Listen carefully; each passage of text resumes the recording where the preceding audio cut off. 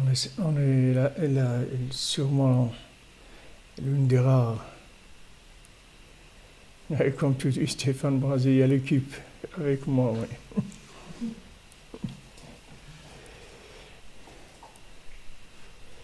On est pratiquement l'une des seules yeshivot au monde qui est ouverte à cette heure-ci. Et pendant Hanouka, Baruch Hashem.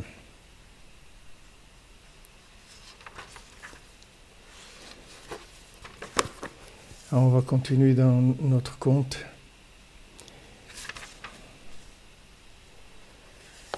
Nos explications sur le troisième conte.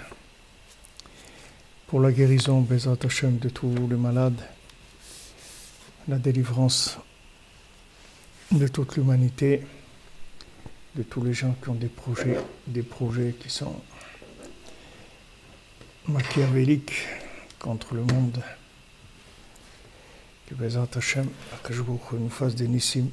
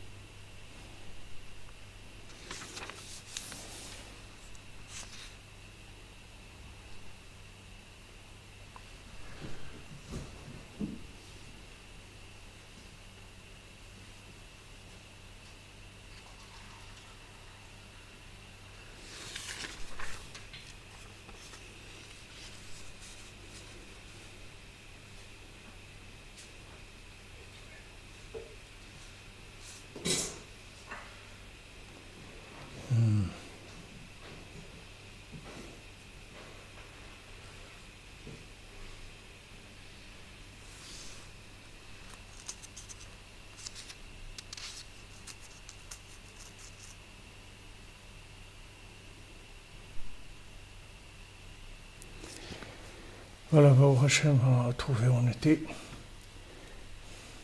Que des bonnes nouvelles, Baruch Hashem. Voilà, Madame Gabali, on a eu le mérite d'avoir votre fils, votre petit-fils, Aouman. Il y a du monde, Baruch Hashem, il y a, on peut dire, plusieurs milliers de personnes, il doit y avoir au moins 3000 personnes qui sont là. J'ai les rêvé pour Hanouka, dans le froid ukrainien. Mais le cœur est chaud. Très chaud, Baruch Hashem.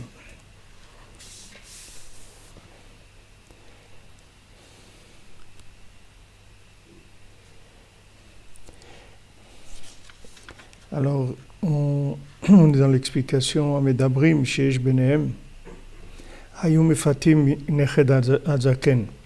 Maintenant, ceux qui parlent parmi les démons, alors ils essayaient de séduire le petit-fils du tzaddik, Ishtamesh Bezeh Sefer, en lui disant, voilà, utilise ce livre-là, puisque maintenant tu as des besoins matériels, alors utilise ce livre. Lui, il ne savait pas que c'était des démons qui les séduisaient, qui parlaient dans son cœur. Et il pensait que c'était son cœur qui lui disait de faire ça.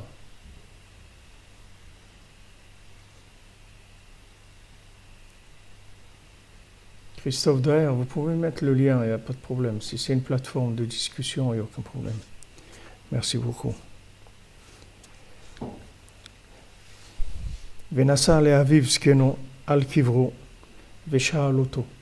Et il a été sur la tombe de son grand-père et il a été lui demander. Ulo samach al atzmo. Lui, il ne s'est pas appuyé sur ce qu'il ressentait, sur ce qu'il pensait. Et là, halach le kever skeno. Il a été sur la tombe de son grand-père. Validé ishtatrut al kever atzadik nitzal. Et par le fait qu'il a été prié sur la tombe du tzaddik, il a été sauvé. Ki behemet asur lo istakel besefer. Parce que behemet, tout simplement. C'était interdit pour lui de regarder ce livre-là, c'est-à-dire d'utiliser ce livre. Rak lefamim, nidme le'adam ulai mutar. Mais des fois, l'homme y pense peut-être que c'est permis. Veitachen shenze elam etzat hayetzer. Et c'est possible que ça soit que, en fait, un conseil qui vient des forces négatives. Lachen halach lakever zkeno ve'edeze nitzal. Donc il a été sur la tombe de son grand-père, et grâce à ça, il a été sauvé. Achen kol echad omed lo pa'am lifnei nitzion basé. C'est pour ça que chacun, c'est pas une seule fois qu'il se trouve devant cette épreuve-là. Shenidme lo bechol pa'am shelibo omer lo ken. Qu'il a l'impression à chaque fois qu'en fait c'est son cœur qui lui parle. Et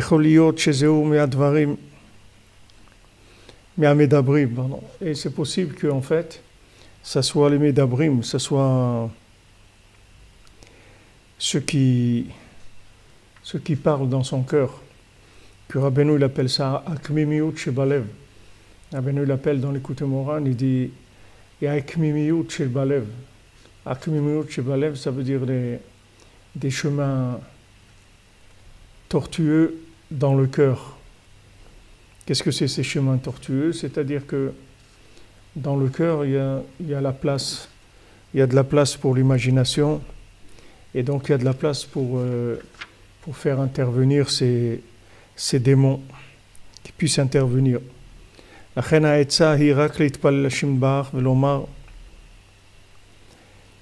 le conseil, c'est uniquement il y a quelqu'un qui tape à la porte. Le conseil, c'est uniquement de prier Hachem et de dire Ribono shel olam, libi omer li asekach. Hachem, mon cœur il me dit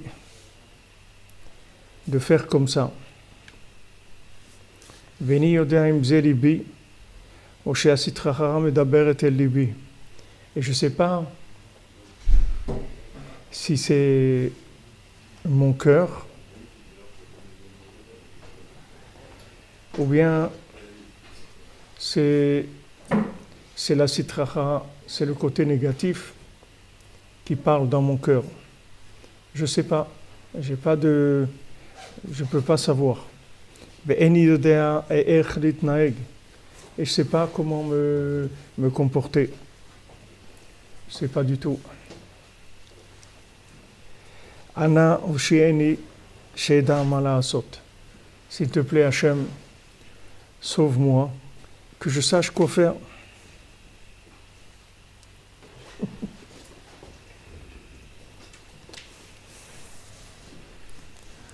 רק על ידי דיבורים כאלה יכול להינצל ולדעת כיצד להתנהג. C'est uniquement. Quoi?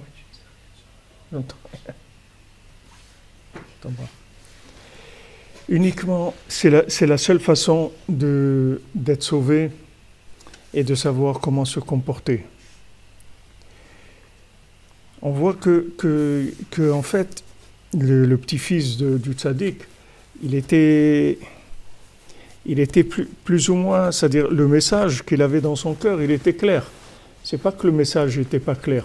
C'est-à-dire que dans son cœur, il se disait, bon, je vais utiliser ce livre et tout, et il n'y a pas de problème, c'est un besoin, j'ai un certain besoin maintenant d'argent pour marier mes filles, j'ai pas d'argent, etc. Qu'est-ce qu'il y a là-dedans? Il n'avait pas un problème avec ça. La seule chose qu'il avait, c'est qu'il n'était pas sûr que ça vienne du bon côté. Ce n'est pas le message qui avait un problème. C'est qu'il n'était pas sûr que ça venait du bon côté. Parce que, Béhémet, on ne peut pas savoir. C'est-à-dire même des choses qui ont l'air bien à nos yeux, qui ont l'air des choses qui sont claires, qu'il n'y a pas de... on ne peut pas savoir. Mais dans ce monde-là, on ne sait rien du tout. On peut rien savoir. Même les choses qui ont l'air les plus évidentes, on ne peut pas savoir. Donc, il faut toujours, c'est pas difficile de faire cette prière-là, de dire à Hachem, voilà, regarde, voilà, dis-moi comment je dois faire, parce que maintenant, moi, je pense que je dois faire comme ça, mais je ne sais pas. Peut-être que c'est des démons qui parlent dans mon cœur, parce que mon cœur, il n'est pas 100% avec Hachem.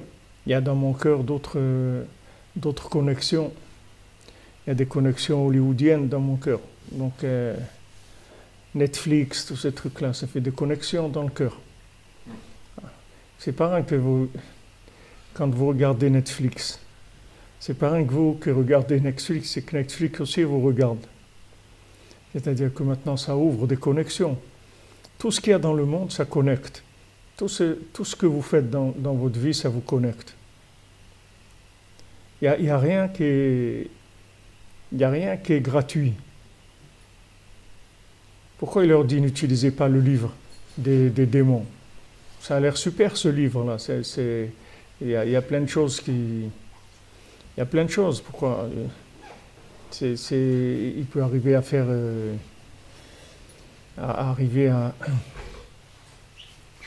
Vous dites David Attia que Netflix, il vous a sauvé. Bon, Hachem, c'est bien. Mais la plupart des gens, ça ne les sauve pas tellement.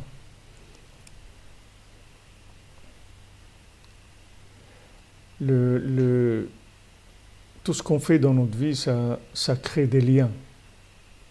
Et maintenant, Rabbeinu, merci Menana Alian, qu'Hachem vous bénisse. Exactement, Amen. Qu'Hachem il donne toujours le bon conseil, Hachem. Quoi faire? Rabbeinu, il a dit que ceux qui viennent 3 fois dans l'année à Ouman, qui viennent à Rosh Hashanah et Shabbat Hanouka et Shavuot, alors ils sont sauvés de ce qui s'appelle Olamato, c'est-à-dire il y a un monde de Tohu. Qu'est-ce que c'est ce monde de Tohu là? C'est un monde imaginaire. Alors Rabbeinu a raconté une histoire qu'il y avait une fois un rave, et ce rave-là, il est décédé, mais il ne savait pas qu'il était mort, et quand ça continue à rouler, la même chose que quand il était vivant. Et ça a mis plusieurs dizaines d'années, jusqu'à qu'il y a des anges qui ont plaidé pour lui et qui ont dit, le pauvre, il faut quand même lui dire qu'il est mort, qu'il sache. Alors ils lui ont fait savoir qu'il était décédé, et là, il a commencé à prendre les choses différemment. C'est-à-dire que maintenant, il y a la plupart des gens qui sont décédés, ils ne savent pas qu'ils sont décédés.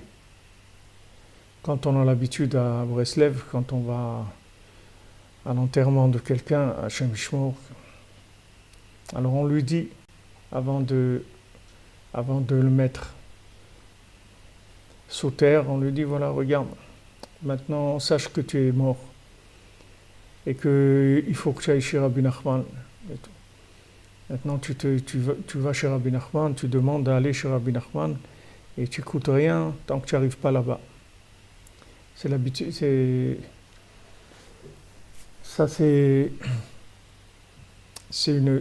son habitude de faire à Breslev. Pourquoi? Parce que en fait, tout est imaginaire, c'est-à-dire que c'est possible de vivre dans le même monde que celui-là, comme ils font dans des films des fois, quand ils veulent faire des hold-up et tout. Alors il y a un moment où la caméra elle fait juste un tout petit mouvement, Et ça passe sur le film, sur un film, c'est plus la réalité. C'est-à-dire le gars il va rentrer, faire son hold-up et tout, et le garde, lui il voit toujours la même chose. Mais en fait ce que le garde il est en train de voir, c'est pas là ce qui est en train de se passer. Il est en train de voir un film, l'autre il a branché sur un film. Mais ça a pris une seconde, c'est tout, juste un petit flou à l'écran, il a switché sur autre chose, et ça continue. Alors c'est la même chose, c'est-à-dire que la plupart des gens, quand ils sont décédés, ils ne savent pas qu'ils sont décédés. 99% des gens, ils ne savent pas. C'est très rare les gens qui savent, parce que le passage, il n'est pas évident. C'est-à-dire que plus on est connecté dans ce monde avec de la matière et de l'imagination, et plus le passage, on ne le sent pas. C'est-à-dire on vit quand on est vivant, on vit quoi? On vit des images. La plupart des choses, c'est des images qu'on vit, des situations, des films qu'on vit. Maintenant, dans ces films-là, il y a de la réalité et il y a des choses qui sont complètement imaginaires. Il y a tout, si on prend dans notre vie, à part maintenant les moments qui sont des moments de connexion très fortes, comme la Hitbodedut, ou Chatzot, ou des choses comme ça, ou Man, ou des choses qui sont très fortes comme ça, des très grandes connexions. À part ça, la plupart c'est de l'imagination, c'est un film. Et ce film-là, il continue après, c'est-à-dire il ne s'arrête pas. C'est un film, c'est des images. Et la personne, elle passe dans une autre forme de vie, mais elle ne se rend pas compte. Elle continue toujours avec les mêmes images. C'est-à-dire même de réaliser qu'on est mort, c'est un niveau. C'est pas tout le monde. C'est-à-dire la plupart des gens, ils ne savent pas. Il y a des gens qui peuvent rester plusieurs dizaines d'années avant que Menachamaim, on leur fasse savoir qu'ils sont morts. Et ils ne savent pas. Donc même les gens qui sont maintenant vivants dans ce monde, ils ne savent pas s'ils sont vivants ou pas. Parce qu'ils ne savent pas s'ils sont morts ou ils sont vivants. Même maintenant. Alors c'est des repères, c'est-à-dire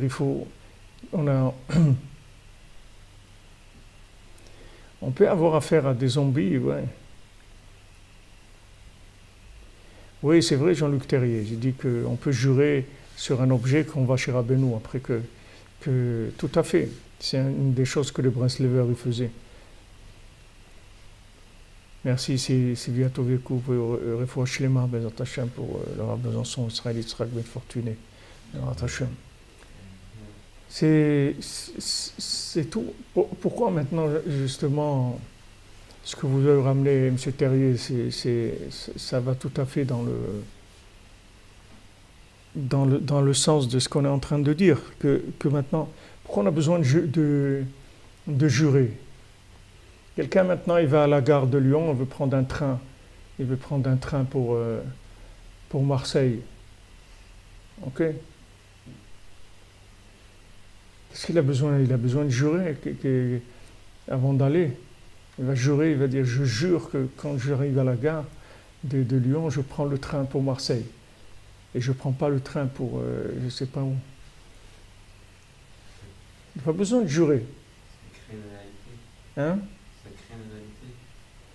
C'est-à-dire ça crée une réalité. Là, c'est comme en maison, il conseille de faire un éder enfin une chose. Ouais. Parce que quand tu fais une éder, tu passes dans une sphère totalement différente. Oui, mais ça déjà tu parles de la suite. Toi. C'est-à-dire que c'est pas le problème d'abord. Comment dans ce monde, comment on vit les choses?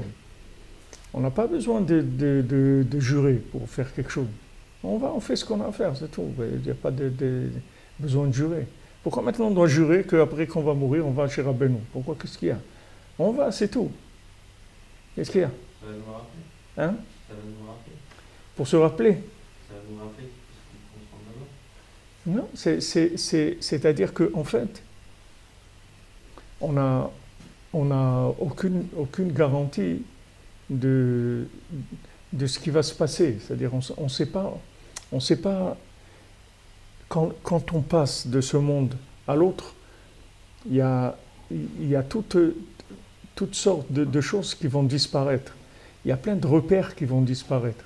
C'est-à-dire tous les repères imaginaires, ils vont disparaître.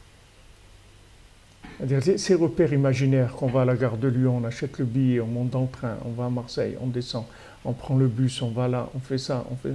Tout ça, ça disparaît. C'est-à-dire toute cette façon-là de voir les choses, tout ça, ça disparaît.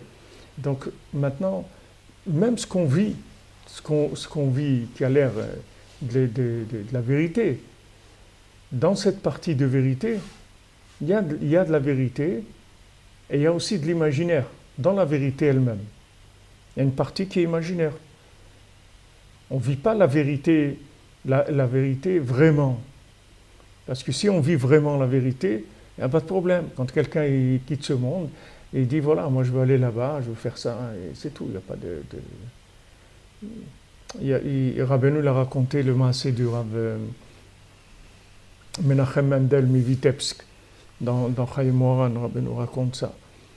Il dit qu'il y avait quelqu'un qui était un élève du Rav Menachem Mendel Mivitebsk, et le Rav Menachem Mendel Mivitebsk, c'est des Talmidim du Baal Shem Tov. Il est enterré à Tveria, à côté du grand-père de Rabbeinu, à côté de Rav Nachman Rodenke, à Tveria. Alors il y avait un élève à lui qui était un commerçant et il avait un bateau, il faisait du commerce dans le monde, etc. Et maintenant, une fois, il a pris le bateau avec ses travailleurs, tout ça. Et au milieu du voyage, il est décédé, le monsieur. Mais lui, il ne s'est pas rendu compte. Lui, il continue à travailler sur le bateau. Il est fait comme ça, etc. Mais à un moment, il a commencé à avoir envie d'aller chez son Rav. Chez le Rav Menachem Mendel de Vitebsk, il a eu envie d'aller chez le Rav. Alors il a dit à ses matelots et tout, bon, on arrête tout et on rentre, je vais aller chez le Rav. Alors les matelots, ils ont dit, mais non, on n'est pas... tu vois pas, ben, on est en train de travailler et tout, on va quelque part, on a un plan. C'est-à-dire on retourne maintenant, on ne peut pas retourner, ça y est, on a des choses à faire, on y va, etc. En fait, ça, c'est juste les acteurs du film. C'est-à-dire, il y a les acteurs quand on est là, et après, c'est le film, il continue avec d'autres acteurs, mais c'est le même film. Tu ne vois pas que les personnages, ils ont changé. Mais en fait, tous ces matelots, c'était pas ceux qui étaient avec lui sur le bateau, c'était d'autres personnages. Alors ces personnages-là, ils lui disent non, pourquoi on va aller trucs, etc. Et lui, il a commencé à insister, il a dit non, je veux aller chez mon Rav, je veux aller chez mon Rav. Alors il a tellement insisté qu'en haut, dans le tribunal céleste, alors on a dit il veut aller chez son Rav. Il faut l'emmener chez son Rav. On ne peut pas l'empêcher d'aller chez son Rav. Donc à ce moment-là, ils lui ont fait savoir qu'il était décédé et il l'a emmené chez son Rav. Et son Rav, il a dit, bon, c'est bon, reste là. Et il a réparé, etc. Il a fait ce qu'il fallait faire. Mais on voit que en fait, le fait qu'il était très attaché à son Rav, ça fait que même quand il a perdu les repères imaginaires, il est resté avec une connexion en lui. C'est-à-dire qu'il a eu envie d'aller chez le Rav. Cette envie qu'il a eue d'aller chez le Rav, alors ça l'a sauvé. Une fois aussi, Rabbeinu, il a dit, une fois à Shavuot, Rabbeinu, il a dit, il a vu qu'il y avait quelqu'un qui n'était pas là. Alors Rabbeinu, il a dit, où est un tel? Alors les élèves, ils ont dit, Rebbe, il est décédé. Alors Rabbi Nachman, il a dit, alors c'est parce qu'il est décédé, il ne doit pas venir à Shavuot, qu'est-ce que ça change? C'est pas... Même s'il est décédé, il doit venir à Shavuot. Alors il dit que maintenant quelqu'un qui a l'habitude de venir à Ouman, à Oshana, ou à Hanouka, quand il a quelque chose de fixe. C'est pour ça qu'on a tellement, la Torah, elle insiste tellement sur le fait de fixer des choses. C'est-à-dire, Kavata etim la Torah, est-ce que tu as fixé du temps pour la Torah? Est-ce que tu as fixé? Voilà, tu t'es fixé toutes les nuits à 3 heures, tous les jours, à telle heure, tout tac, tac, tu as fixé. Parce que ces repères-là, c'est des repères qu'après, ils vont servir à la personne. C'est des repères de rattrapage. C'est-à-dire que maintenant, même si la personne, après qu'elle est décédée, elle part dans une folie hollywoodienne complètement, ces repères-là, ils vont venir. Parce que dans sa folie, il a ces repères-là. Même qu'il est dans la folie, mais il a ses repères. Et ces repères, c'est des rappels qui vont lui permettre de retrouver son chemin. Grâce à ces repères, il va trouver son chemin. Alors justement, et merci M. Terrier pour ce que vous avez dit, parce que ça a permis d'ouvrir, c'est-à-dire que maintenant, pourquoi on a besoin de jurer? Parce qu'on ne sait pas. On ne sait pas comment on va être. Nous, on croit qu'on est comme maintenant. On a envie d'aller au man, on a envie de faire une bonne doute, on a envie de faire ça, on a envie de faire des choses bien. Mais on ne sait pas comment on va être après. C'est-à-dire, on ne sait pas le niveau de connexion véritable qu'on a avec ces choses-là. On ne connaît pas, même si on les vit. Même si on les vit. Il y a beaucoup de gens qui vivent des choses. Ils sont mariés, ils travaillent, et tout, mais c'est un film. Ils ne vivent pas la chose elle-même. Combien de gens au milieu de la route, ils s'arrêtent dans leur vie? Ils arrêtent des choses sur lesquelles ils étaient engagés. Apparemment, ils étaient engagés. Et quand tu vois ça, tu te dis, mais comment il était engagé, il avait des enfants ou des trucs et tout, comment c'est possible comment c'est possible qu'il laisse tout ça? Mais parce que c'est pas de sa faute, c'est pas, tu peux pas le juger comme quelqu'un qui fait quelque chose intentionnellement. Il fait pas ça intentionnellement, il n'est pas conscient. Parce que quand il s'est engagé, il n'était pas conscient. Il n'était pas conscient. C'est comme quelqu'un, tu lui fais signer quelque chose, mais il n'est pas conscient. Alors lui, il n'a rien signé du tout. Maintenant, il vit quelque chose. Il se marie, il fait des choses et tout. Mais il ne fait pas la chose. Il fait le film de la chose. Et quand maintenant ça change, il a envie de changer de film à un moment de sa vie, il ne supporte plus ce film, passe sur un autre, c'est tout. Alors les gens ils sont choqués, ils disent mais comment c'est possible, quelqu'un, avec... Mais c'est possible parce que la personne elle n'est pas engagée. Elle n'est pas engagée, c'est tout. Il nous avait raconté le Rav Besançon, chez Echir, il nous a dit qu'il y avait quelqu'un qui était à l'Yeshiva de l'Ekoud en Amérique, l'Yeshiva de l'Ekoud, et c'était un homme très engagé, un érudit, il a étudié beaucoup, il était aussi très zélé dans les mitzvot, il faisait les choses avec beaucoup de précision, etc. Et c'était un père de 6 enfants, et un jour, il a découvert qu'en fait, il n'était pas juif. Il n'était pas juif. D'après... Il y a eu quelque chose qui est remonté à la surface de ses parents, je ne sais pas, de ses grands-parents, je ne sais pas qu'est-ce qu'il y a eu. Ils ont découvert qu'il n'était pas juif.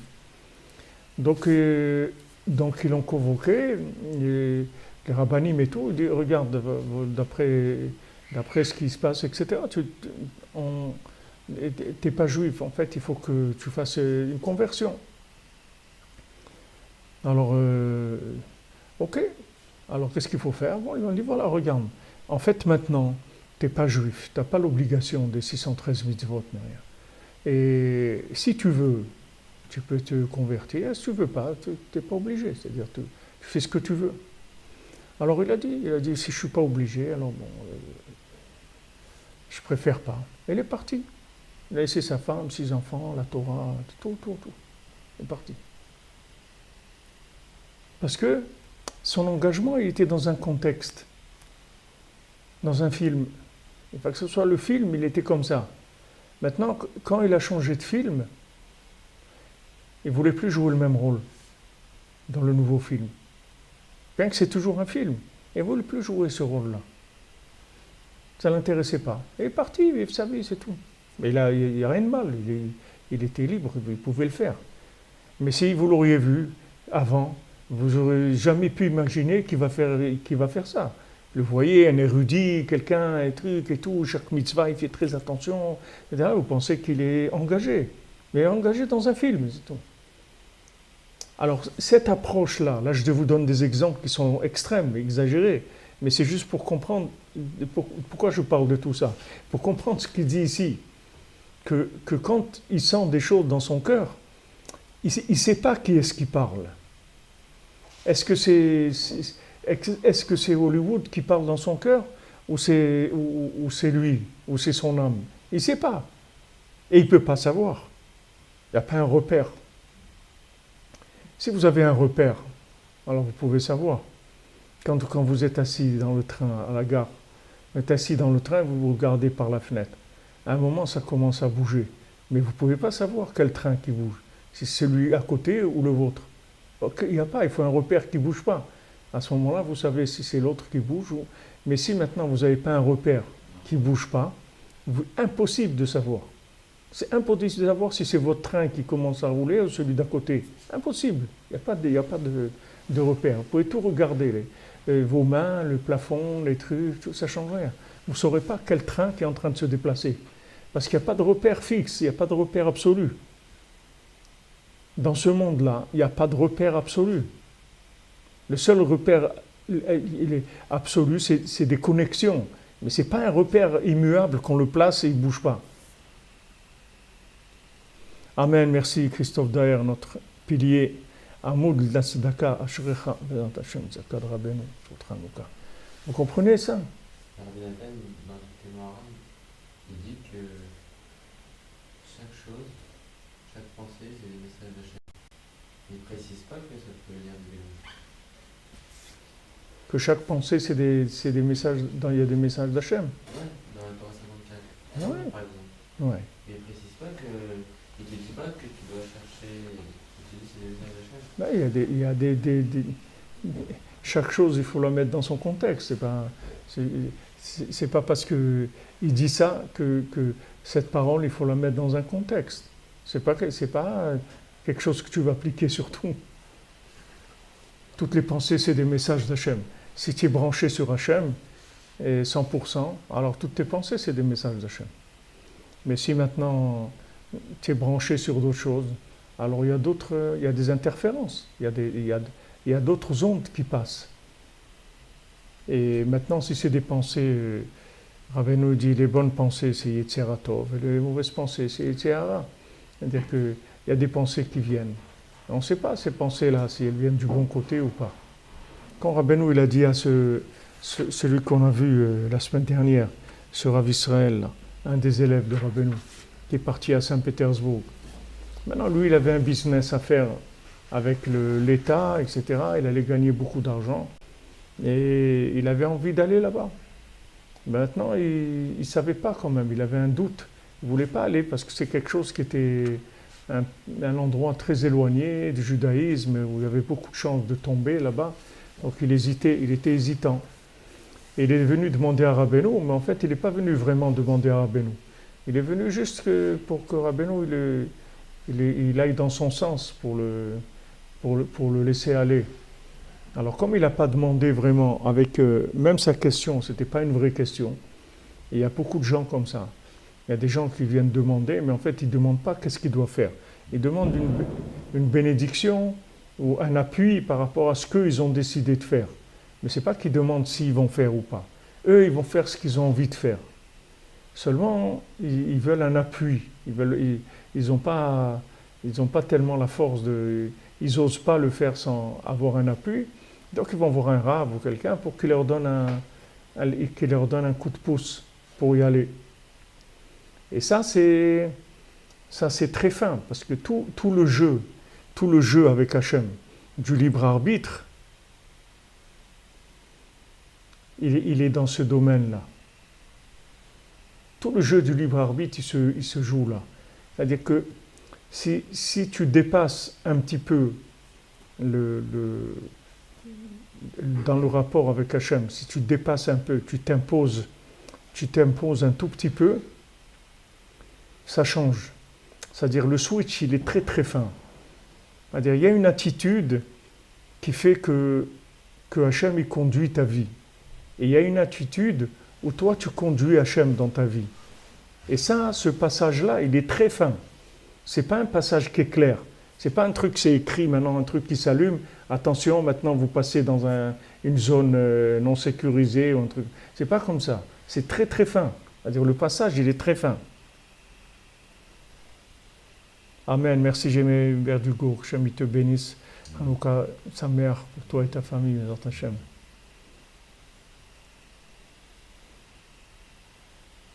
Oui, c'est vrai ce que vous dites, s'il avait vraiment laissé Hachem rentrer dans son cœur. Mais c'est ça le problème. Merci, Trester Anne. Hachem vous bénisse. Hachem, tzedaka pour le tzadik, Hanouka, Ashrechem, Aouman. Bon, c'est très fin. Par exemple, Rabbi Nathan, il dit que tout le secret du libre arbitre, on l'apprend de Bilam. C'est le passage où il y a tout le secret du libre arbitre, dans l'attitude de Bilam. Parce que Bilam, lui, c'était quelqu'un qui détestait le Ham Israël. Lui, il voulait détruire le Ham Israël. Bilam, il détestait plus le Ham Israël que Balak, que celui qui l'employait. C'est-à-dire, Balak, il employait Bilam pour maudire le Ham Israël, mais Balak, il était moins haineux, c'est-à-dire, sa haine, elle était moins profonde. C'était une haine plus d'un niveau de pouvoir physique, c'est-à-dire géographique, pouvoir sur les terres, etc. Mais Bilam, c'était quelqu'un qui détestait l'essence, l'identité même du Ham Israël.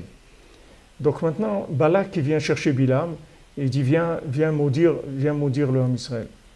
Alors Bilam il demande à Hachem, il dit voilà, Balak il est venu me chercher, etc.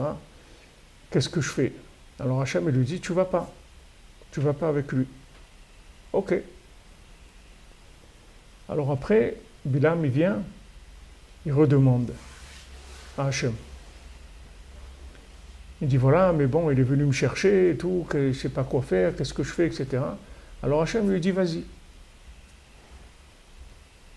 Alors sur ça, Rabbi Nathan il dit voilà où est le secret du libre arbitre. Tu as demandé, Hachem il t'a dit non. Tu redemandes, il te dit oui. Et il dit c'est oui ou c'est non. Et il dit ça dépend qui est-ce qui tient le volant. Si c'est toi qui tiens le volant, alors moi je vais t'assister dans ton erreur.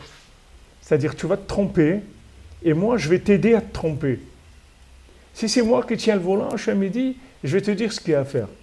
Si c'est moi qui tiens le volant, tu restes tranquille, tu t'assois et moi je vais t'amener là où il faut aller. Et ce libre arbitre-là, il est très très fin. Très très fin. Et quand vous avez l'habitude, vous voyez les gens. Combien de gens viennent et me demandent, ouais voilà, je dois faire ça, et je dois aller en Israël, ou bien des gens, Rabbi Shalom, veulent quitter Israël, retourner de là où ils viennent, toutes sortes de situations où comme la personne, elle pose la question, vous voyez déjà que lui, en fait, il a décidé ce qu'il veut faire. Il ne va pas lâcher. Ce qu'il veut, c'est un appui. Alors là, bien sûr, on fait attention, on dit aux gens, faites comme vous pensez que c'est bien, c'est tout. On ne l'appuie pas. On n'appuie pas, parce qu'après, il va venir nous dire, dans l'autre monde, il va dire, mais je vous ai demandé, vous m'avez dit oui et tout. On ne dit pas oui. On dit, fais ce que tu veux, c'est tout. Mais c'est très clair, c'est-à-dire que ce n'est pas des choses qui sont... Ça se voit clairement. Il y a des questions qui sont des vraies questions, où la personne, elle demande, c'est-à-dire elle se lâche, et il y a des fois où la personne, elle demande, mais elle veut faire ce elle veut faire. Elle n'est pas en train de demander quoi faire. Elle dit, voilà, je vais faire ça, et maintenant, il faut m'aider à faire ça. Alors, bien sûr, on lui donne... Merci, Layani Karol, je vous bénisse.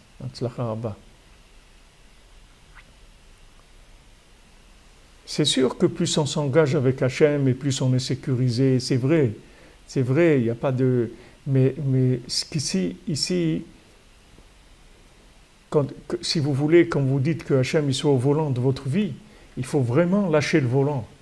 Et de lâcher le volant, c'est très très dur de lâcher le volant. Tout le Chet d'Adam Arishon, C'est toute la faute d'Adam Arishon, c'est qu'il lui a dit c'est toi qui vas tenir le volant. C'est pour ça qu'il a mangé du fruit de l'arbre de la connaissance du bien et du mal.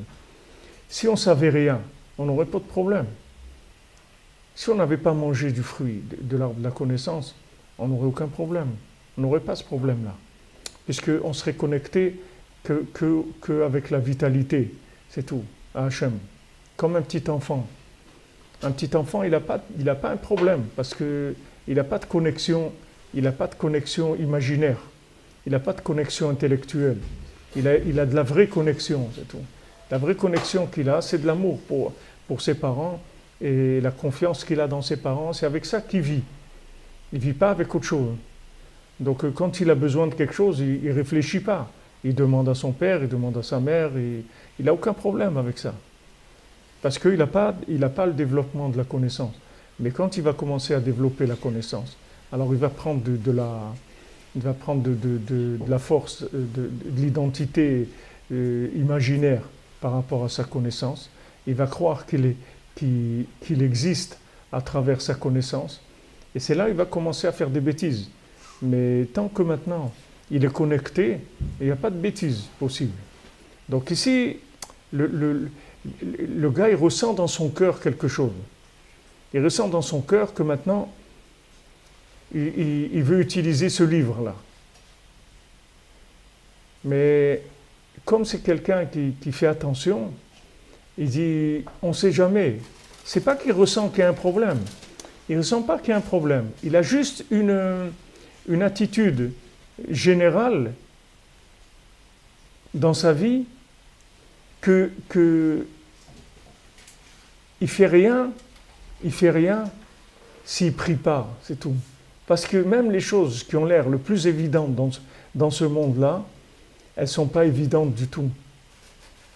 C'est-à-dire quand vous regardez un film, vous rentrez dans l'image, vous rentrez dans le son, et mamache, vous vivez le film, vous êtes dedans. C'est-à-dire le réalisateur, le gars qui fait le film, il vous fait rire, il vous fait pleurer, il vous fait avoir peur, il vous crée du suspense, il fait ce qu'il veut de vous pendant le film. Il n'y a pas des gens qui regardent les films qui sont froids comme ça, qui disent bah, c'est rien. Enfin, c'est pas vrai. S'ils regardent le film, ils rentrent dedans. Quand ils rentrent dans le film, le gars il lui drive toutes ses sensations. À un moment, il va éclater de rire, après il va se mettre à pleurer, pourquoi il lui a fait du mal, pourquoi il l'a tué, pourquoi il ne laisse pas se marier, pourquoi il ne laisse pas ça, n'importe quelle histoire qu'il va y avoir. Il lui fait ressentir des choses. Donc vous voyez et maintenant tout ce qu'il sent, quand maintenant il sort de la salle de cinéma, il sait que c'était pas vrai tout ça. Mais pourtant, quand il est dans le film, il ressent des choses qui sont très très fortes. Alors imaginez-vous au lieu que la salle de cinéma, ça soit quelque chose de momentané, que la salle de cinéma, c'est toute la vie. C'est-à-dire que la personne, elle est rentrée dans une grande salle de cinéma, où elle s'est fabriqué des scénarios à tout point de vue. Scénarios de Parnassa, scénarios de famille, scénarios des scénarios affectifs, comme des films. Des scénarios de violence, de force physique. On veut des films, des films d'arts martiaux, des trucs. Alors les gens ils rentrent ils apprennent les arts martiaux, font des trucs. Mais tout ça, c'est des films. Quelqu'un, il a vu les trucs des arts martiaux, il s'est investi des années de sa vie, combien d'heures par semaine pour apprendre des arts martiaux, il est devenu ceinture noire de ça. Et tout ça, c'est des films. Il n'y a rien de vrai là-dedans. C'est les films de la vie, c'est tout. Alors maintenant, avec tous ces films-là, comment la personne, elle peut faire des choix? Comment elle peut faire des choix? Des choix du mariage, des choix de la parnassa, des choix où habiter. Comment elle peut faire des choix? Comment quelqu'un il peut imaginer qu'il va faire des bons choix avec les milliers d'images, les millions d'images qu'il a dans son cœur? Comment il peut imaginer qu'il peut faire des choix? Alors, Baruch Hashem, Akadosh Baruch Hu ne nous a pas abandonnés. Il nous a donné les repères. Les repères, c'est lui. Mais si tu veux qu'il te dirige, il faut te lâcher. Il faut que ça soit clair. Il faut que ça soit clair. C'est-à-dire qu'avant de faire des choix, il faut que tu lui dises, comme il dit ici, Hachem, moi je sens maintenant que j'ai envie de faire ça, mais je ne sais pas, je te parle parce que je peux me tromper. Alors s'il te plaît, ne me laisse pas me tromper. Si je me trompe, alors fasse que ça, que les choses soient comme toi tu veux que ça soit. Maintenant, il va prier sur la tombe de son grand-père, c'est un tzaddik. Donc il va prier chez le tzaddik et il demande. Il demande de la protection divine. Il demande de la protection, il demande que le tzaddik il le protège, il demande qu'Hachem il le protège. Et à ce moment-là, après, il peut y aller. Il peut faire, parce que ça y est. Il a pris une assurance. Il a sécurisé son choix. Il sait qu'il n'y a pas des hackers qui vont rentrer dans son cœur. Il est tranquille. Il est tranquille. Même s'il a le cœur branché sur des films et tout, mais il a fait son choix. Mais si vous voulez, vous voyez avec Bilam que c'est très fin. C'est-à-dire c'est juste une attitude. Si maintenant on dit je vais vers ça, je vais faire ça, ça ne marche pas. Les anges, quand ils sont venus pour détruire Sodome, alors ils ont dit, l'ange, il a parlé avec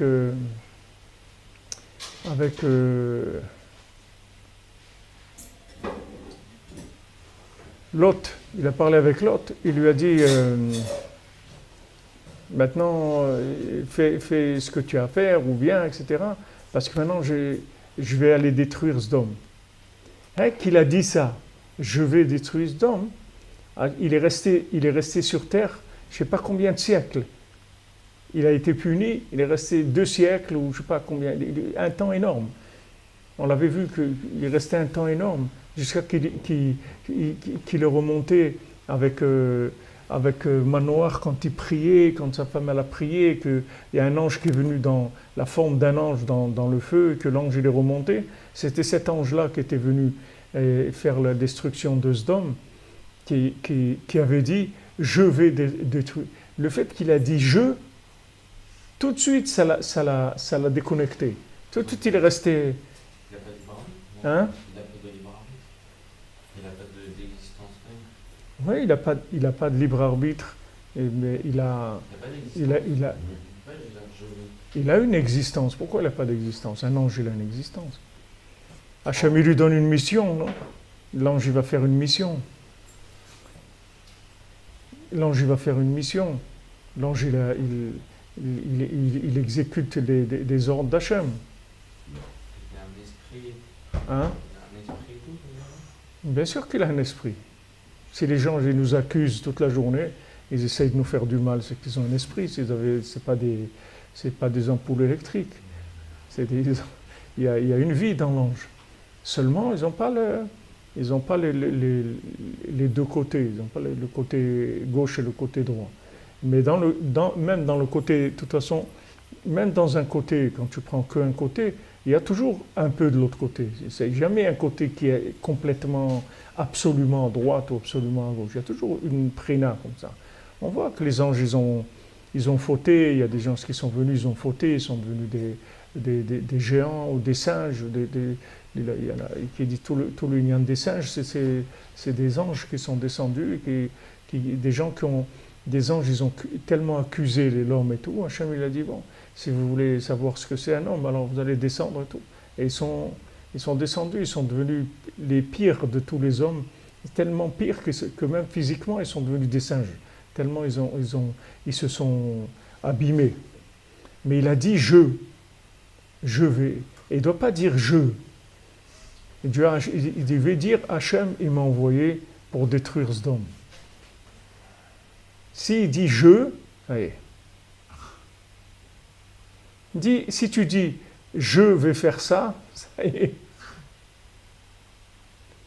Tu dis Bezat Hachem, je vais faire ça. Mais tu ne peux pas dire je vais faire ça.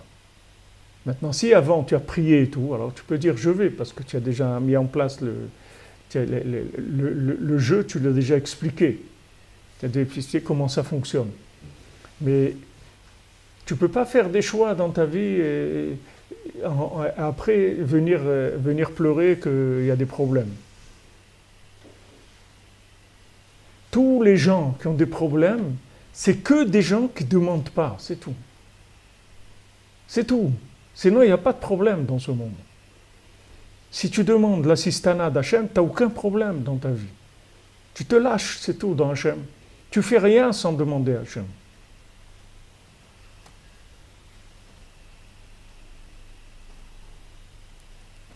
Voilà, merci notre ami Régui Robin, notre scribe. Ce sont les anges que Hachem béni soit-il, les filles d'échoir de la sainteté de l'en haut, dans Zohar Bereshit. Je ne sais pas comment il fait, c'est notre ami là. C'est une encyclopédie vivante. David Athias, tu dis, ça fait 20 ans que tu demandes l'euro million, mais tu peux demander pendant 100 ans. Si ce n'est pas pour toi, Hachem ne va pas te le donner. Hachem ne va pas te détruire. C'est pas pour toi, c'est tout. Peut-être c'est pour toi, continue à prier, tu ne peux pas savoir. Mais sur la parnassa, sur l'argent et tout, c'est pas tellement nécessaire de prier. Parce que Hachem, il sait exactement ce que tu as besoin pour faire ce que tu as à faire. C'est pas ce domaine-là où il faut... C'est pas sur la richesse qu'il faut prier.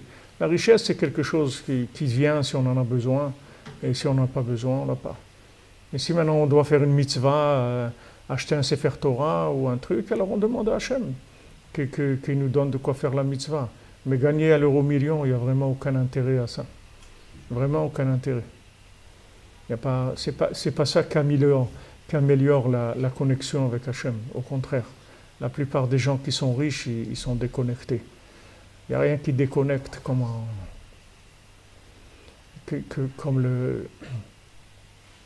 comme l'argent.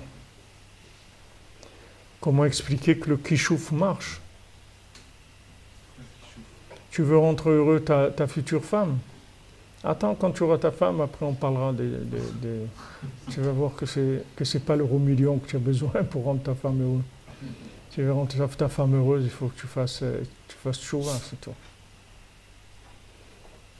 Et qu'est-ce qu'il a donné comme conseil à Rabbeinu à cet élève qui était venu le voir quand il avait le doute? Le quoi? Cet élève qui était venu voir Rabbeinu. Oui. Rabbeinu lui avait répondu quelque chose, il lui a dit tu prends des pays. C'était quoi précisément? Non, Rabbeinu il lui a dit tu vas dans une pièce, t'enfermer, que le oui et le non, ça soit pareil. Et à ce moment-là, après, tu fais ton choix. C'est-à-dire que Rabbeinu lui a dit la clé, comment faire. Il lui a dit, regarde, si tu veux le bon choix, il ne faut pas que ce soit toi qui fasses le choix. Il ne faut pas qu'il y ait un intérêt. Vous savez, quand vous parlez de l'euro million, il y a tellement de gens qui disent que s'ils étaient riches, ils feraient ça, et ils aideraient les personnes âgées, ils feraient des mitzvot. Et même s'ils sont devenus riches, ils ont tout ça, ils l'ont oublié après quand ils sont devenus riches. Parce que ça, c'est imaginaire, c'est tout. L'argent imaginaire, quand c'est de l'argent du Monopoly, tu peux le donner. Mais quand c'est des vrais argents, il ne sait pas que la personne, elle ne va pas être la même. Donc tous les projets qu'elle avait, qui sont tellement sains et tout, dans son imagination, quand elle était dans l'argent imaginaire, il n'y a pas de problème. Tous les gens dans l'argent imaginaire, ils ont des grands cœurs, ils ont des belles idées et tout. Mais quand ça devient, regardez Bill Gates et tout, regardez qu'est-ce que ça peut devenir l'argent. C'est pas facile à gérer. C'est vraiment pas facile à gérer. Il y a beaucoup de lions dans le million. Ouais. Exactement.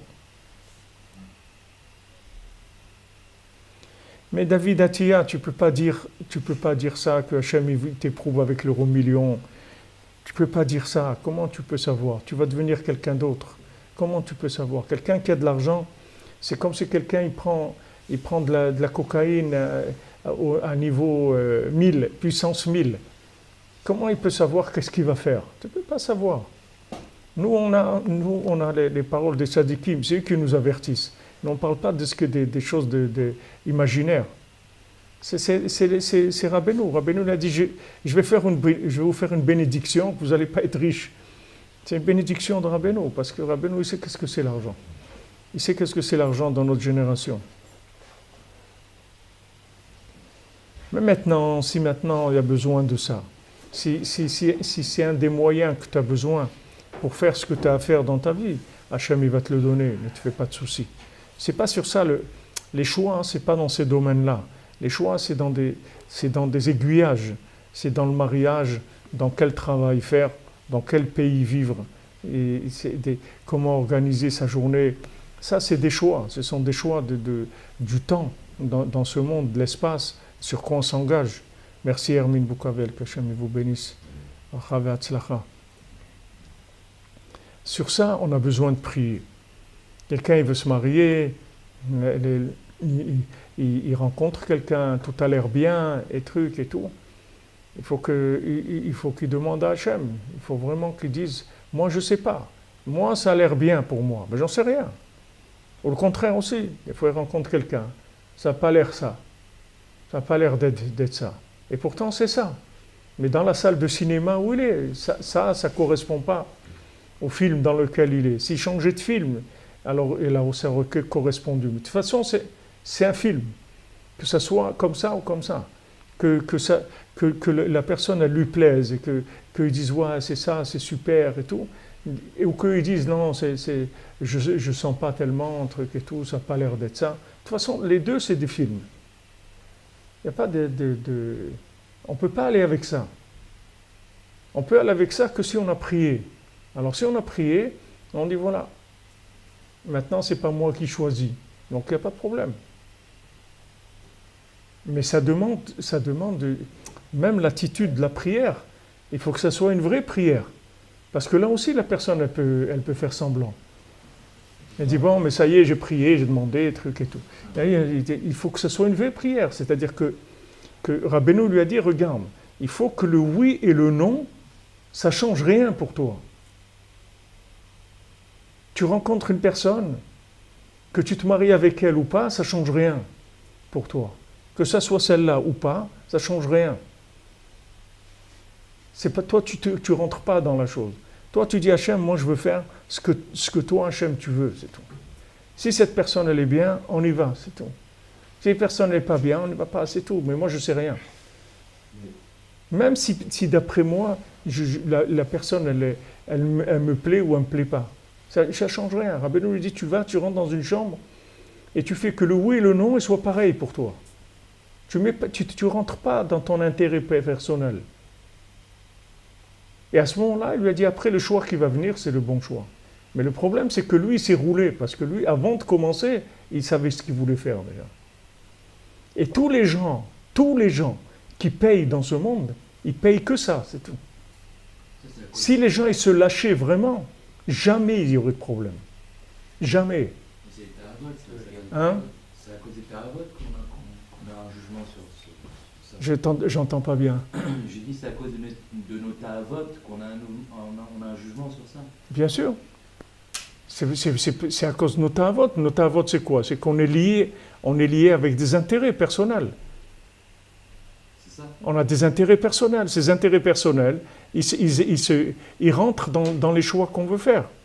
Et même quand on fait des choix qui ont l'air des choix pour la Torah, pour avancer dans la vie, alors il y a toutes ces Taravot, c'est-à-dire tous ces liens avec le plaisir. La racine du plaisir, c'est l'arbre de la connaissance du bien et du mal. C'est le fait que la personne, elle existe par sa connaissance. Si la personne n'existait pas par sa connaissance, elle ne chercherait pas le plaisir, rien du tout. Elle serait complètement connectée avec Hachem, et son plaisir, ça serait d'être branché avec Hachem, c'est tout, il n'y aurait rien d'autre. Mais comme il y a cette connaissance qui est venue, qui a développé des formes de vie indépendantes d'Hachem, alors quand la personne, elle fait ses choix, dans les choix, il y a des mélanges. Donc on peut pas y aller avec... même si on est sûr de ça. Comme les gens qui font les trucs des cartes, là, et ils vous font passer les cartes, ils vous montrent... Vous êtes sûr que c'est cette carte-là, et pourtant vous dites c'est ça et c'est pas celle-là. Mais ça va tellement vite, vous êtes sûr, vous pouvez parier, vous avez suivi la carte, vous l'avez vue là, et c'est pas vrai. Ça va vite et vous êtes trompé, c'est tout. Vous êtes trompé, c'est tout. C'est pas... si dans la vie, vous vous lâchez vraiment, jamais vous aurez des problèmes. Jamais. Ça ne veut pas dire que vous n'allez pas passer de la difficulté. Des difficultés, oui, mais les aiguillages, vous n'allez jamais vous tromper. Jamais, parce que vous faites pas vous les aiguillages. Le principal, c'est les aiguillages. Comment on fait pour choisir alors? On ne choisit pas. On a prié, regardez, on a fait une bonne doutes, on a vraiment tout donné dedans sur un sujet. On attend quoi au bout d'un moment? Après, s'il n'y a pas de réponse, on attend combien de temps?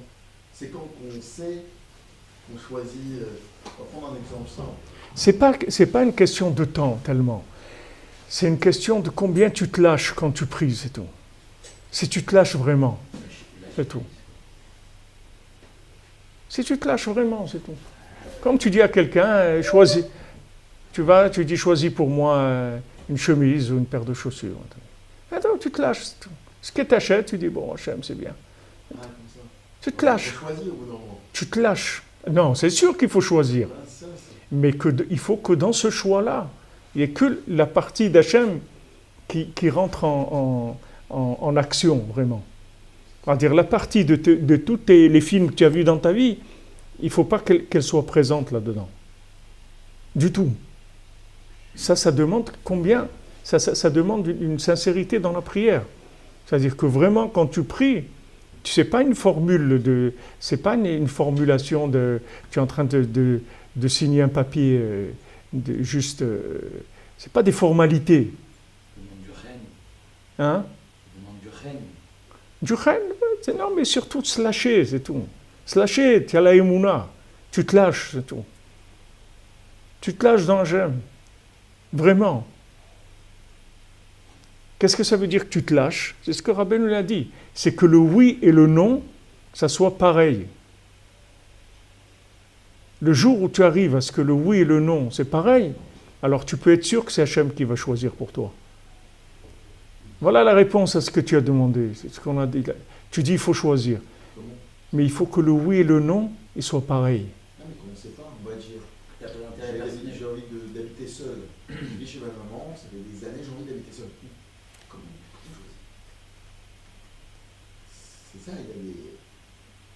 Est-ce que maintenant, quand tu choisis, est-ce que maintenant, le oui et le non, c'est pareil pour toi? Il faut que tu sortes de ça. C'est ça qu'il faut travailler. Il faut sortir de la chose. Il faut sortir ses intérêts personnels. Et à ce moment-là, le choix, il est vrai. Il faut sortir ton intérêt personnel. Parce que ton intérêt personnel, ce n'est pas le tien. C'est les démons qui parlent. Ce n'est pas toi. Toi, c'est ta neshama. Ta neshama, elle ne peut pas s'exprimer avec tous les films et toutes les images et tout. Elle n'arrive pas à en placer une. Donc maintenant, comment tu vas faire? Il faut que tu arrives à ce que Béhémet, tu dis, voilà, moi, c'est pareil pour moi. On te présente quelqu'un pour te marier, et truc, tu dis, voilà. Qu'elle dise oui, qu'elle dise non, c'est pareil pour moi. Ça ne change rien. Je n'ai pas d'intérêt. Moi, je veux faire ce que Hachem il veut, c'est tout. Alors on dit oui à tout le monde. Hein? Imaginons, on nous présente quelqu'un, on dit oui alors quoi qu'il arrive. Ouais. Si tu es arrivé à ce que le oui et le non, ça soit pareil, tu dis oui. Ouais. C'est elle qui choisit. Non. C'est Hachem qui choisit, c'est tout, c'est pas toi. Et si Hachem il choisit ton épouse, tu peux être tranquille que c'est la meilleure du monde. Tu peux être tranquille. Mais si tu l'as choisi toi, l'addition, elle peut coûter très très cher. Très très cher. Et ça, on l'a vu, je vous l'ai dit plusieurs fois, on était tout un groupe d'amis à la yeshiva, des bachourim et tout. Et il y a un groupe de gens, il y a certains comme ça, que Béhémet, la jeune fille qu'on leur a présentée, ils ont dit oui, ils sont mariés. Et il y a des autres qui sont venus avec une photo wanted. Voilà ce que je veux. Ok, voilà le profil. Et il y avait un groupe qui n'avait pas de profil. Rien. Ils disent que Hachem il donne, Baruch Hachem, c'est tout. Et des autres, ils avaient un profil. Ils ont dit non, moi il faut quelqu'un comme ça, comme ça, comme ça, comme ça. Ceux qui ont choisi avec des profils, ils ont eu des vies très très difficiles et même ça a craqué. La plupart, ils ont divorcé, ils ont eu des problèmes. Parce que tu choisis un film. Et quand tu avances dans la vie, c'est pas ce film-là, ça change. Toi, tu as choisi dans un western. Maintenant, c'est devenu un film policier. Après, c'est passé dans un film comique et dans un film d'horreur et dans un truc. Ça a changé de film. Toi, tu avais démarré sur un film. Après, c'est devenu un autre film. Tandis que maintenant, quand tu lâches le choix entre les mains d'Hachem, il n'y a pas de film. Tu es tranquille. Même toi-même, tu es tranquille. Quoi qu'il arrive dans ta vie, tu es tranquille. Tu sais que c'est ça. Tu n'as pas de problème. Maintenant, ce que tu cherches, c'est juste à t'arranger. Mais tu n'as pas un problème fondamental. Tu n'as pas un problème sur les fondations du choix. Mais quand maintenant, ton choix il est imaginaire, tu peux le changer dans la vie. Parce que c'est tout imaginaire. Ce que je vous ai dit, les gens, ils changent. Parce que c'est imaginaire. Mais celui qui est son engagement, c'est l'engagement d'Hachem, jamais il va bouger dans sa vie. Pas par lui-même en tout cas. Il faut se lâcher, c'est ça le plus dur. Le plus dur, c'est ça. C'est se lâcher dans la prière, vraiment de se lâcher. Merci, Ménana, que Hachem vous bénisse.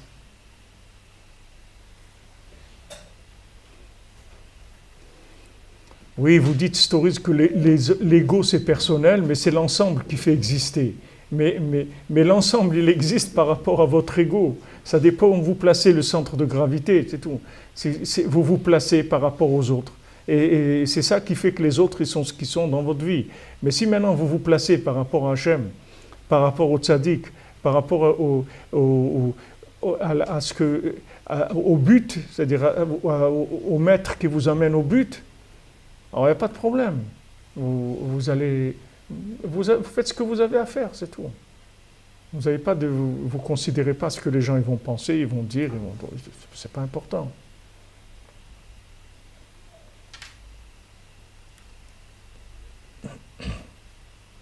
Voilà, vous dites, voilà, vous témoignez que des choix que vous avez faits, Adrien Barbier, vous savez, les choix,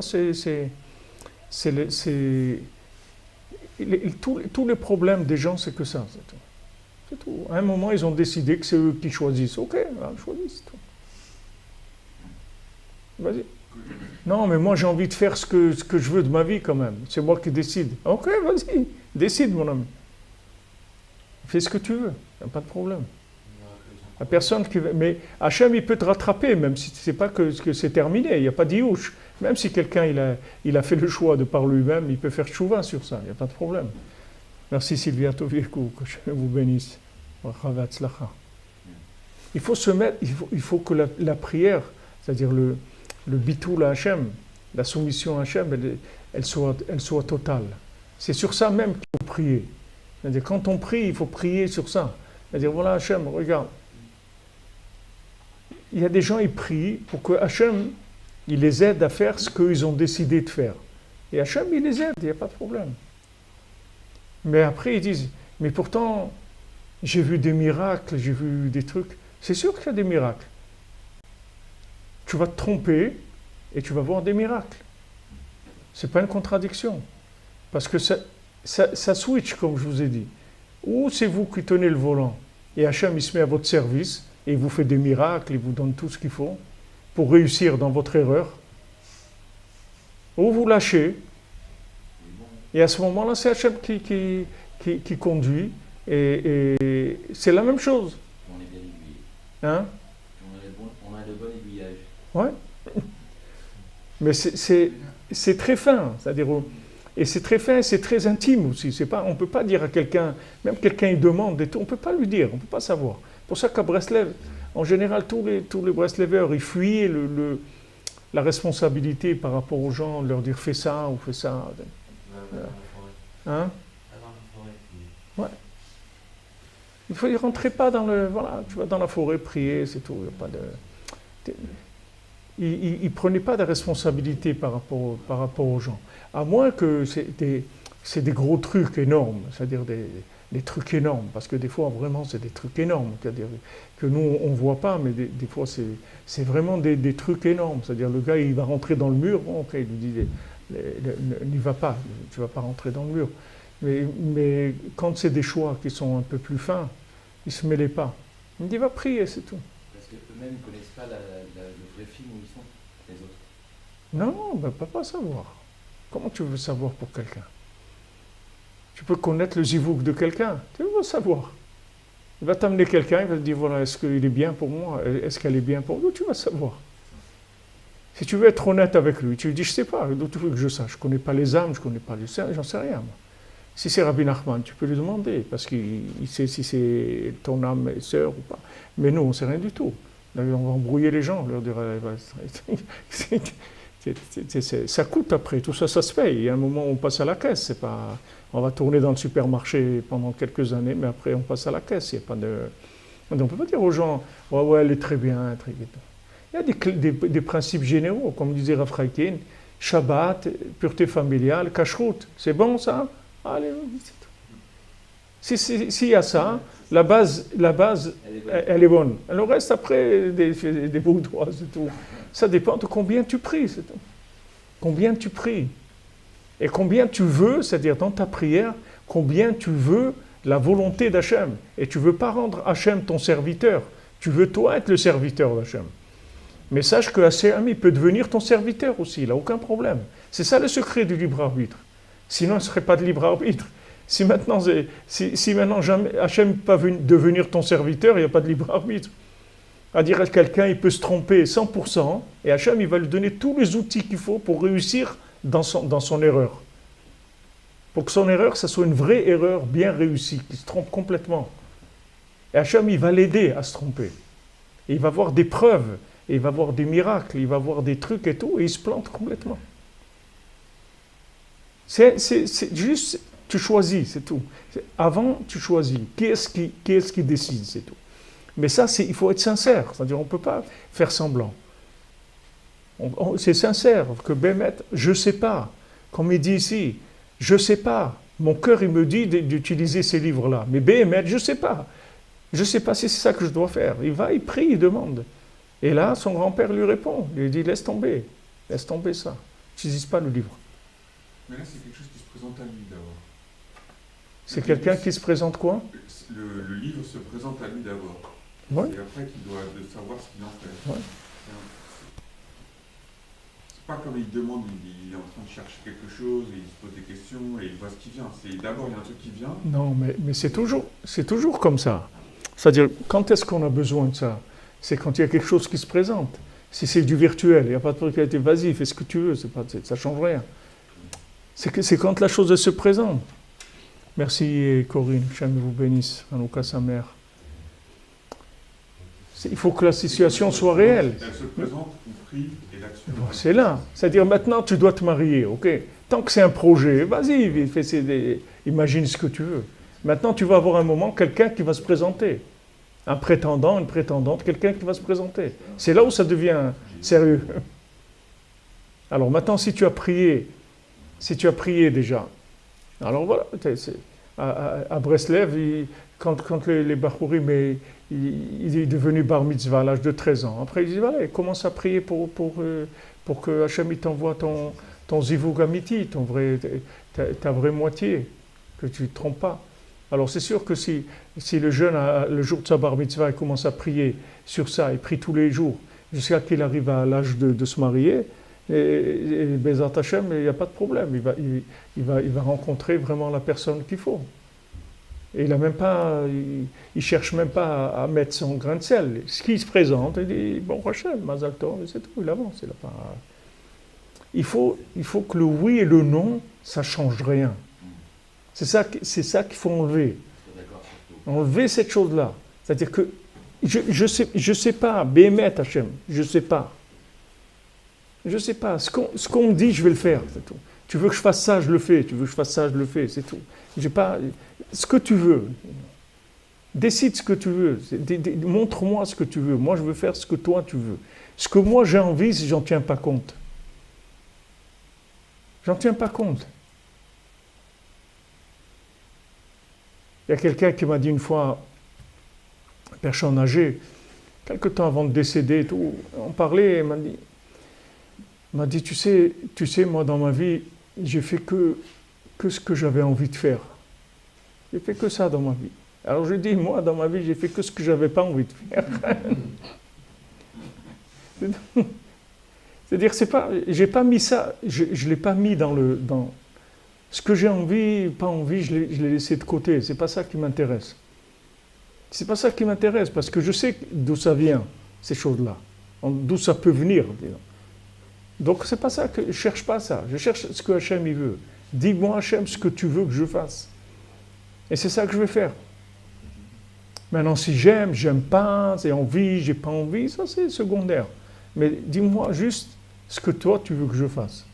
Et à ce moment-là, voilà, si vous faites ça dans la vie, vous n'aurez jamais de problème. Jamais. Pas de problèmes fondamentaux. Problèmes de gestion, il y en a tout le temps. Pour les gens qui se trompent et pour les gens qui ne se trompent pas. Tous, ils ont des problèmes de gestion de la vie. Ça, c'est normal. Mais sur les choix, au moins déjà, si on paye s'il y a un prix à payer, si on passe ce qu'on passe dans notre vie, au moins qu'on soit dans les bons choix. Qu'on ne soit pas avec les choix des démons.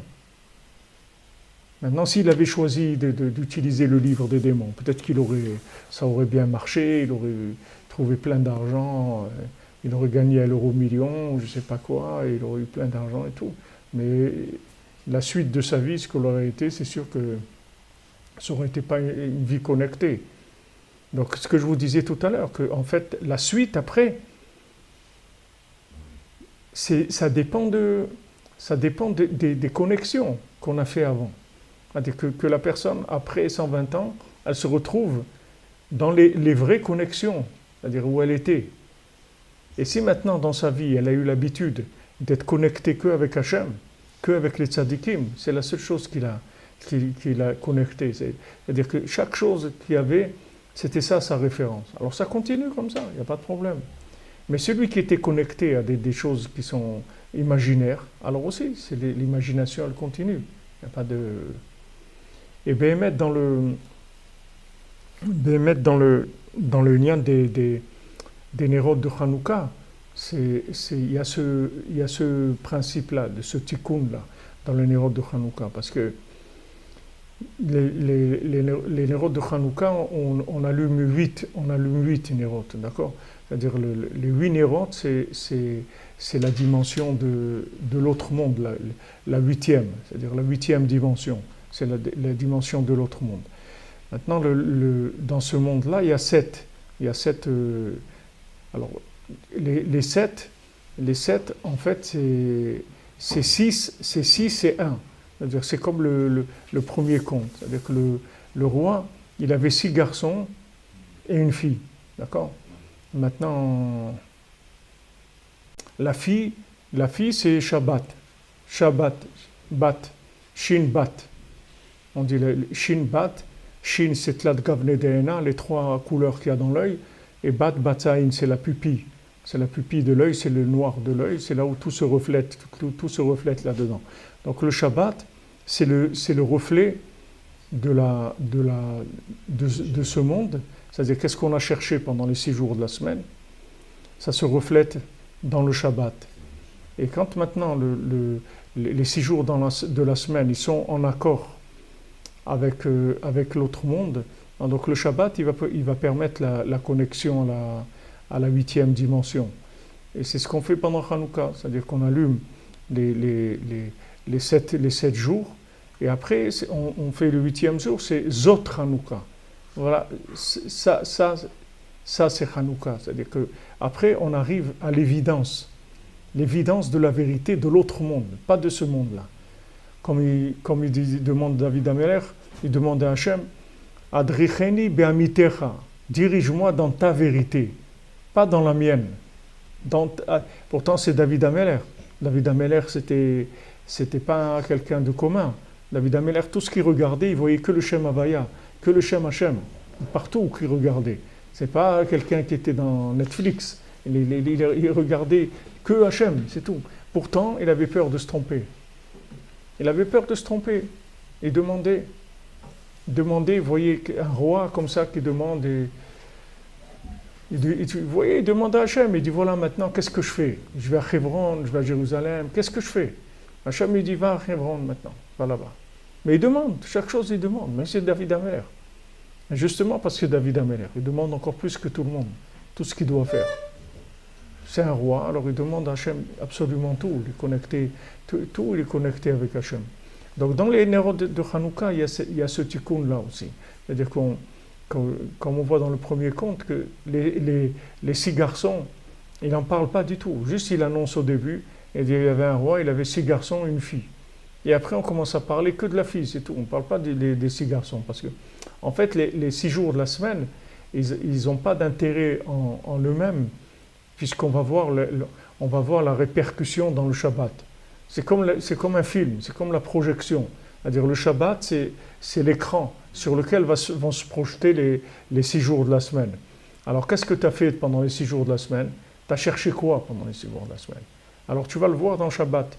C'est-à-dire que le Shabbat, il va te projeter là où tu étais dans la semaine.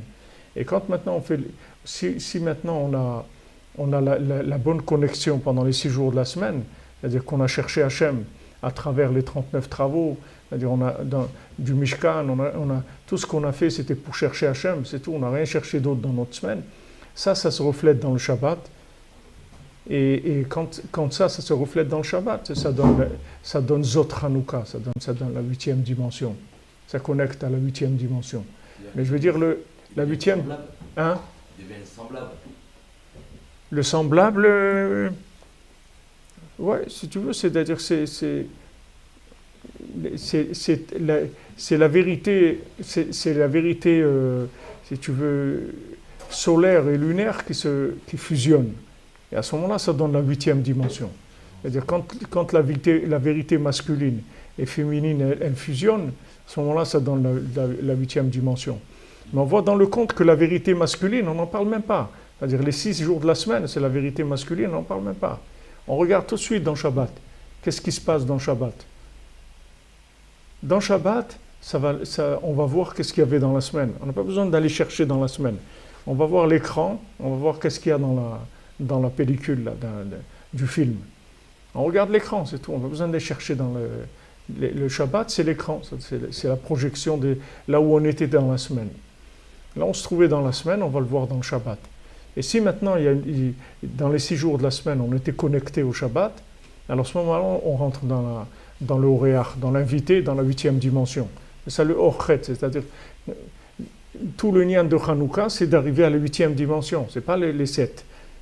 C'est pour ça que Beth Shammai, ils disent on allume direct 8. Pourquoi maintenant tu vas allumer 1, 2, 3? On allume 8. C'est direct, c'est tout. Pourquoi tu vas allumer? Mais on dit non, c'est pas comme ça. On ne peut pas aller de commencer avec ça. On doit commencer avec les jours de la semaine. Et on avance. Mais on essaye, dès l'Avdallah, Motzei Shabbat, on se branche tout de suite sur le Shabbat à venir. Tout de suite, on commence à préparer l'autre Shabbat. C'est-à-dire, on se prépare déjà à l'autre Shabbat et on va faire ça tous les jours de la semaine. Et à ce moment-là, ça fait le tikkun dans la 8e dimension.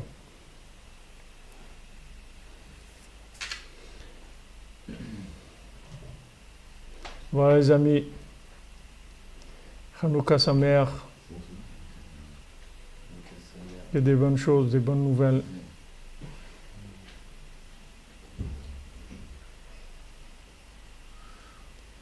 Qu'est-ce qu'il y a quelqu'un qui a mis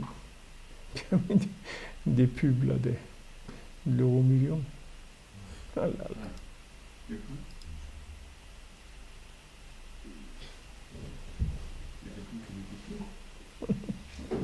Des gens qui rentrent les...